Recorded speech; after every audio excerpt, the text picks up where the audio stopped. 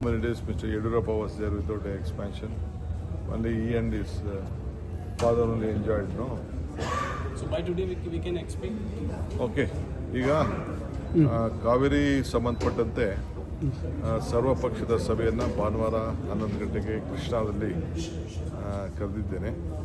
ನಮ್ಮೆಲ್ಲ ಮಾಜಿ ಮುಖ್ಯಮಂತ್ರಿಗಳಿಗೆ ಮತ್ತು ಆ ಭಾಗದ ಸಂಸತ್ ಸದಸ್ಯರುಗಳಿಗೆ ಎಲ್ಲ ಕೂಡ ಮತ್ತು ಎಲ್ಲ ಪಕ್ಷದ ನಾಯಕರುಗಳಿಗೆ ಫ್ಲೋರ್ ಲೀಡರ್ಸ್ಗೆ ಕೂಡ ನಾವು ಆಹ್ವಾನವನ್ನು ಕೊಟ್ಟಿದ್ದೇವೆ.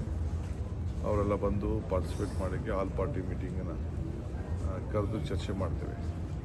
ಮುಂದಕ್ಕೆ ಯಾವ ದಿಕ್ಕಿನಲ್ಲಿ ತೆಗೆದುಕೊಂಡು ಹೋಗಬೇಕು ಅಂತ ಇವತ್ತು ನಾವು ಪ್ರತಿಪಾದನೆಯನ್ನು ಮಾಡ್ತಾ ಇದ್ದೇವೆ. ನಮ್ಮ ಸೀನಿಯರ್ ಆಫೀಸರ್ಸ್ ಎಲ್ಲ ಬಂದಿದ್ದಾರೆ, ಆಗಲೇ ಮಂಡಿಸ್ತಾ ಇದ್ದಾರೆ. ನಾನು ಇಷ್ಟೊತ್ತು ವ್ಯೂ ಮಾಡ್ತಾ ಇದ್ದೆ ಏನಾಗ್ತಾಯಿದೆ ಅಂತ. ಅದಕ್ಕೆ ಸಂಬಂಧಪಟ್ಟಂತೆ ನಾನು ಎಲ್ಲ ನಮ್ಮ ಸಂಸತ್ ಇಲ್ಲಿರೋಂಥ MPಸು ಮತ್ತು ಜೋಶಿ ಸಾಹೇಬರು ಮತ್ತು ಸೋಮಣ್ಣವರು ಆದಿಯಾಗಿ ಜಗದೀಶ್ ಶೆಟ್ಟರು ಮತ್ತು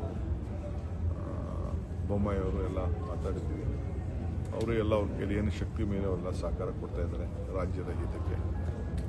ಅದನ್ನು ನಾನು ತಿಳಿಸಲೇಬೇಕು. PMK leader Ammu Mani said he advised Mr. Vijay that he don't meet Congress leaders in Karnataka, just go and meet the central India, the union government. I don't want to comment on all those things. We don't want to fight each other. There is a law of the land. Let us respect each other. Let us respect the sentiment of all of them. It is a country at one.